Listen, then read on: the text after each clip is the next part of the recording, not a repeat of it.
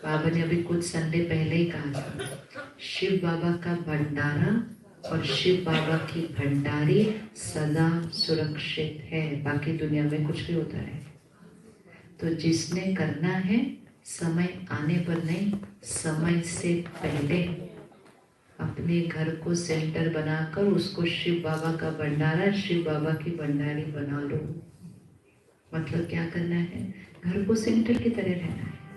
भले बाकी लोग ज्ञान में नहीं चलते हैं, जो एक चलता है उसको कैसे चलना है, बिल्कुल इंस्ट्रूमेंट, हर धारणा पर चलते हुए रसोई को शिव बाबा का भंडारा बना लो।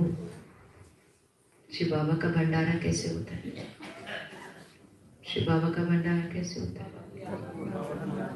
और शिव बाबा की भंडारी कैसे होती है, भंडारी कैसे होती है कि धन को कैसे उपयोग करना है, बिल्कुल श्रीमत पर। अपने घर वालों को, जिसके भी घर में कोई ज्ञान में अभी नहीं चलते हैं, पहली बात तो उनके लिए थॉट मत करो कि वो नहीं है ज्ञान में, क्योंकि वो आपके अंग संग रहते हैं।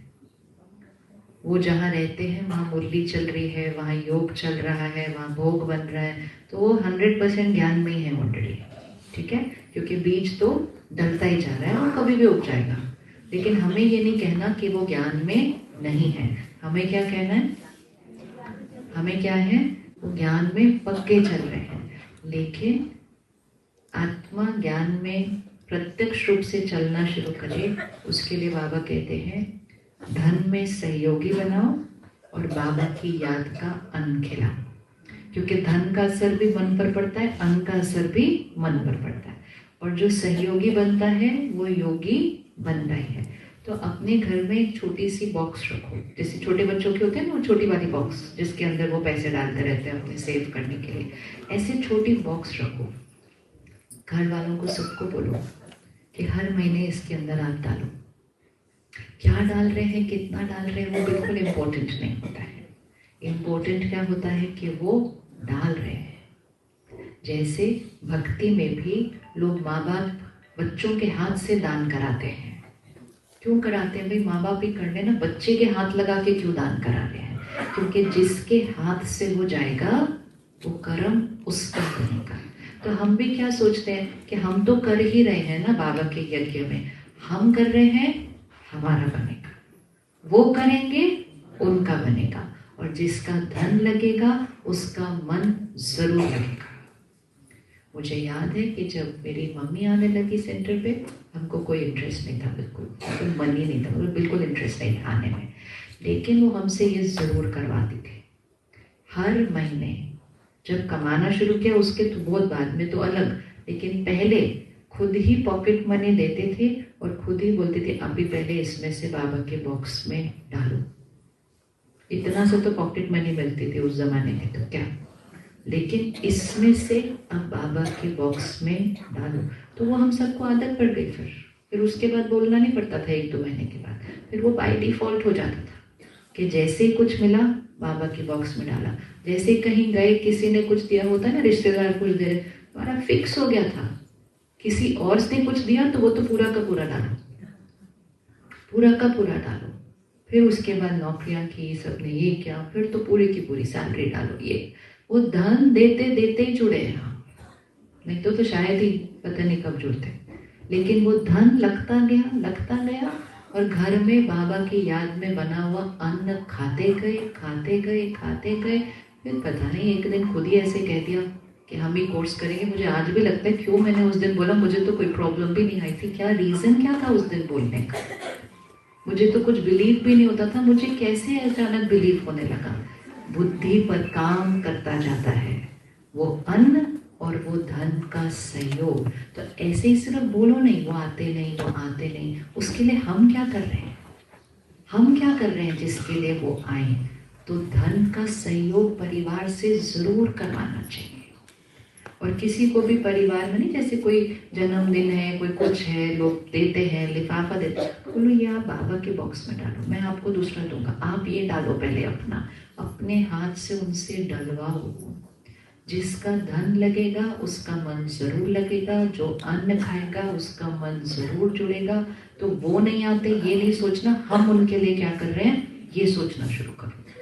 और मोस्ट इम्पोर्टेंट, खुद की स्थिति से मकान का, घर का वायुमंडल बनाओ। सबसे पहला सहयोग किसको मिलने वाला है हमारे से?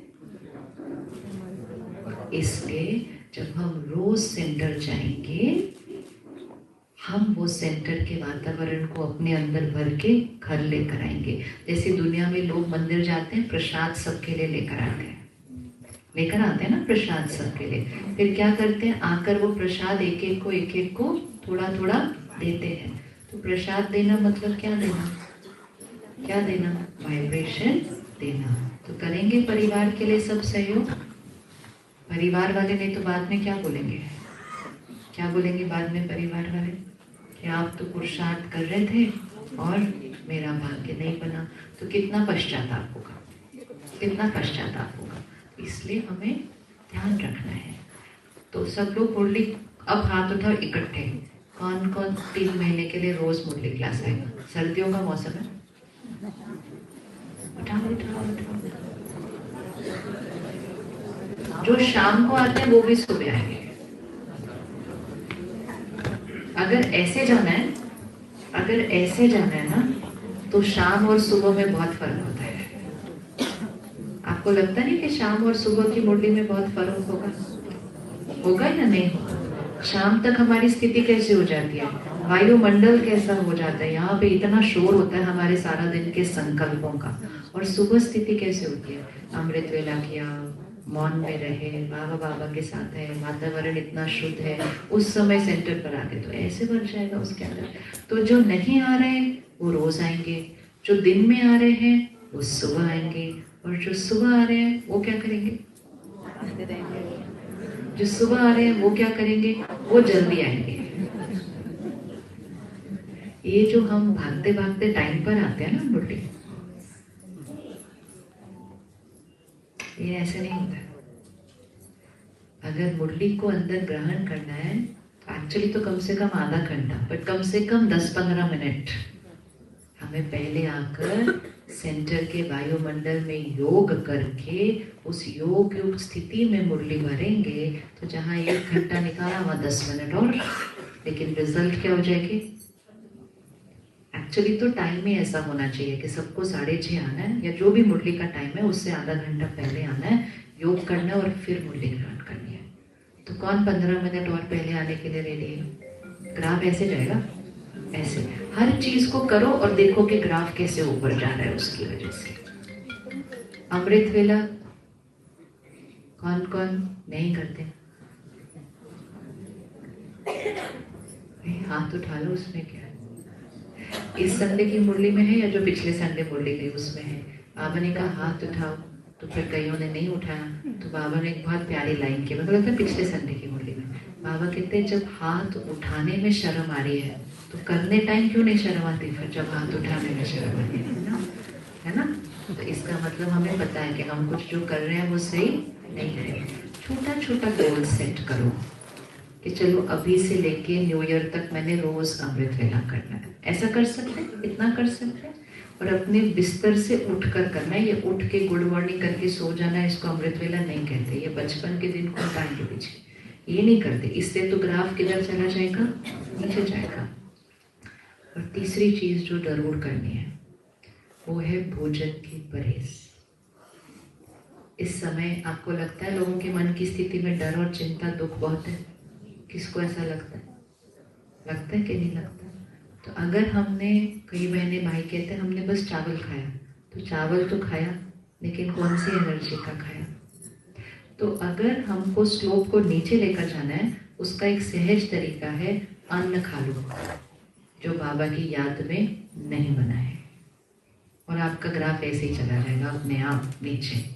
अन्न और पानी, अन्न और पानी बाबा की याद का होना चाहिए।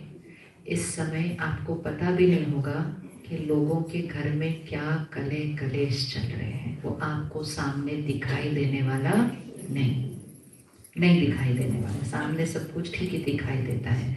जिस घर में कलह कलेश चल रहे हैं उसका पानी भी कैसा हो जाता है, कैसे हो जाता है। तो इसलिए अन्न और पानी का बहुत ध्यान रखना है। एक, बाबा की याद में बना हुआ, भोग लगा हुआ, याद करके खाना। और दूसरी चीज, पानी भी पीना है तो बाबा को याद करे बिना नहीं पीना है, क्योंकि वो पानी शहर का पानी होता है। तो शहर की वाइब्रेशन कैसी है, ऐसे। और हमने शहर का पानी पिया तो स्थिति कैसे जाएगी, ऐसे। तो कभी भी पानी नहीं पीना है, बाबा को याद करें। शहर में दर्द है, चिंता है, और हमने वो पानी पिया तो स्थिति कैसे जाएगी। हम क्या करते हैं, खाना खाने के टाइम बाबा को याद करते हैं, लेकिन सारा दिन में चिटपिट कई चीज़ें खाते रहते हैं। कोई फल उठाया, खा लिया, ड्राई फ्रूट। हर चीज़ को खाने से पहले बाबा को याद करना है, हर चीज़ को पहले, हर चीज़ को, क्योंकि पता नहीं है वाइब्रेशन कौन सी चीज़ से मेरे अंदर आ जाएगी। तो 5 चीज़ों से हमारे मन की स्थिति बनती है, जो हम सुनते हैं, देखते हैं, पढ़ते हैं, खाते हैं, पीते हैं। ये 5 चीजें जो अंदर जाती हैं। कौन सी 5? सुनते हैं, पढ़ते हैं, देखते हैं। तो फोन का ध्यान, फोन का ध्यान, खाते हैं, पीते हैं। ये 5 चीजें इन कर्म इंद्रियों के द्वारा अंदर जाती हैं, यहाँ की स्थिति बनाती हैं, और यहाँ की स्थिति से संस्कार बनते हैं, कर्म बनते हैं, भाग्य बन जाता है। तो ये 5 चीजों से कलयुग मेरे अंदर नहीं जाना चाहिए। ये 5 चीजों से कलयुग मेरे अंदर नहीं जाना चाहिए। अगर कलयुग अंदर जाएगा तो फिर सत्युग बनना तो थोड़ा मुश्किल है। तो इसीलिए फोन से, टीवी से हम क्या लेते हैं, देखते हैं, उसको स्ट्रिक्ट हो जाए। खाने पीने में बहुत स्ट्रिक्ट हो जाओ। बाबा ने मुरली में कहा हुआ है, अंत समय में खाने से बहुत कुछ हो जाएगा, बहुत कुछ हो जाएगा। तो इसीलिए अटेंशन, थोड़ी सी मेहनत करें। लोक लाज को तो फिनिश करें। आजकल तो दुनिया में वैसे ही अलग अलग डाइट लोग करते रहते हैं और सारे लोग स्वीकार करते हैं उसको। अब तो कोई कुछ नहीं कहता है, अब तो वैसे ही लोग कच्चा खाते हैं, ये करते हैं, तो हम भी कच्चा खाएंगे, उसमें क्या है। पहले तो फिर भी लोग काफी वो करते थे, ओ ये हमारे हाथ का नहीं। अभी कौन पूछता है, अभी कहते हैं हाँ आपको कच्चा खाना ठीक है, हम सारे फ्रूट ला के आपको दे दें, कोई कुछ नहीं बोलेगा। ये हमारी कमजोरी है, ये हमारी कमजोरी है, जिसकी वजह से फिर हम कहते हैं इतने साल से ज्ञान में चल रहे हैं, पता नहीं स्थिति तो ऊपर जा नहीं रही। जब तक भोजन की परहेज नहीं है तो स्थिति का ऊपर जाना थोड़ा सा डिफिकल्ट है, क्योंकि हम ज्ञान योग करेंगे फिर खाना खा लेंगे किसी का, फिर ज्ञान योग करेंगे फिर खाना खा लेंगे। मुझे तो जो भैया खाना बनाता है हमारे लिए, जिस दिन उसने कुछ गड़बड़ की है अपने मन में, खाने से तुरंत पता चलता है। जाकर क्या हुआ तुम्हारी लाइफ में, क्या चल रहा है, आज खाना वैसा नहीं था जैसा होना चाहिए। तुरंत आता है फर्क, तुरंत तुरंत। तो अगर खुद का भी मन परेशान है, मूड ऑफ है, खाना नहीं बनाना उस हालत में, पहले खुद को ठीक करना, पहले मुरली पढ़ना, थोड़ी सी योग करना, फिर खाना बनाना, तुरंत आएगा उसके ऊपर असर। भंडारे से, खाने से भाग्य बदलते हैं। इसलिए इस अलबेल, ये जो बाबा के स्तंभ है ना 4, इसको ही अगर हिला दिया तो फिर टिकना बहुत मुश्किल है। स्तंभ को नहीं हिला सकते हम। वो 4 स्तंभ हमारे पिलर है, हमारे फाउंडेशन है। आप मकान की फाउंडेशन को ही अगर स्ट्रॉन्ग नहीं करेंगे तो आगे की तो क्या बात करनी फिर कि मकान कैसा बनेगा। वो मकान तो हिलेगा क्योंकि फाउंडेशन हिली। मुरली, अमृत वेला और भोजन, पानी से पहले बाबा की याद, और ट्रैफिक कंट्रोल कभी मिस नहीं करना है।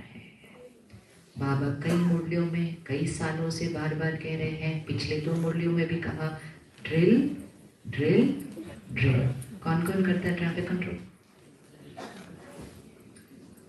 आज से लेकर 31 दिसंबर तक, आज से लेकर 31 दिसंबर तक हर घंटे ट्रैफिक कंट्रोल कर लो। आपका अमृत वेला योग ऊपर चला जाएगा, आपकी आत्मिक स्थिति ऊपर चली जाएगी, आपका जो पुराना संस्कार चेंज नहीं हो रहा है वो चेंज हो जाएगा। सिर्फ हर घंटे ट्रैफिक कंट्रोल कर लो। 5 संकल्प पक्के करते हैं जिनका योग नहीं लगता ट्रैफिक कंट्रोल में। पहली चीज, गीत बजे, म्यूजिक बजे, रुकना है, मन को संयम में बांधना है। सबके फोन पे ट्रैफिक कंट्रोल का ऐप है, किस किस के नहीं है वो आज एक दूसरे से सीख के डालेंगे, ठीक है, ताकि वो बजेगा तो अपने आप हम रुकेंगे। जैसे सेंटर पर बजता है तो हमारा घर सेंटर है ना सबका। और दूसरी चीज, पहले रुकना जरूरी है, तो मन संयम में बंध गया। दूसरा, अगर योग नहीं लगता है तो संकल्प करने शुरू करते हैं। पहला संकल्प, स्वमान। सपोज मैं पूर्वज आत्मा हूँ, मैं मास्टर सर्वशक्ति, कोई भी एक स्वमान लो। 1 हफ्ते के लिए सेम स्वमान हर ट्रैफिक कंट्रोल में। दूसरा संकल्प रिपीट करो। पहला संकल्प क्या होगा? मैं मास्टर सर्वशक्तिवान आत्मा, मतलब हर हफ्ते नया स्वमान ले लो, बट पूरे हफ्ते हर ट्रैफिक कंट्रोल में सेम स्वमान लेना। दूसरा, मैं परम धाम में बाबा के समान, बाबा के समीप हूँ। बोलो, बाबा के समीप, बाबा के समान।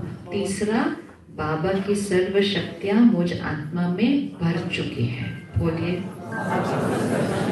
मुझ आत्मा में भर चुकी है। चौथा, मुझसे बाबा की सर्व शक्तियां विश्व की हर आत्मा को मिल चुकी हैं। विश्व की हर आत्मा को मिल चुकी है। और पांचवा, विश्व की हर आत्मा कहती है मेरा। बस ट्रैफिक कंट्रोल गीत बजा, आप सिर्फ 5 संकल्प बोलना शुरू कर दो, मन को आदत पड़ जाएगी स्विच कैसे करना है। नहीं तो कई बार क्या होता है, गीत बजता है, हम वही थॉट चलते हैं, गीत खत्म हो जाता है, वापस उसी काम पे चले जाते हैं। तो मन को स्विच करना होता है। तो स्विच करने के लिए ये 5 संकल्प रेडी रखो। जैसे गीत बजे बोलना शुरू कर दो। धीरे धीरे योग सहज हो जाएगा, धीरे धीरे योग निरंतर होने लगेगा और धीरे धीरे हमारा ग्राफ कैसे हो जाएगा? ऊपर ऊपर ऊपर। रेडी सब करने के लिए? बेसिक, ज़्यादा कुछ नहीं, सिर्फ बेसिक स्तंभ, 4 स्तंभ, बेसिक मर्यादाएं। श्रीमत तो बहुत गहरी होती है, लेकिन बेसिक मर्यादाएं, जब तक बेसिक मर्यादाएं स्ट्रॉन्ग नहीं, ऊपर की चीज़ें और नहीं हो सकती हैं। चलिए 1 मिनट साइलेंस में बैठेंगे, पक्का करेंगे अपने आप के साथ।